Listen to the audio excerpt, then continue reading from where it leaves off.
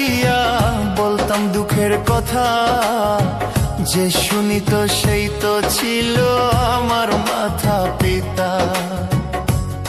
আমি কান্দের উপর হাত রাখিয়া বলতাম দুঃখের কথা, যে শুনিত সেই তো ছিল আমার মাথা পিতা। শুনছি আমি লোকের কাছে বাবার কি ব্যথা, যার হারাইছে সেই বুঝেছে হারানোর কি ব্যথা। আমি শুনছি আমি লোকের কাছে হারানোর কি ব্যথা, যার হারাইছে সেই বুঝেছে হারানোর কি ব্যথা।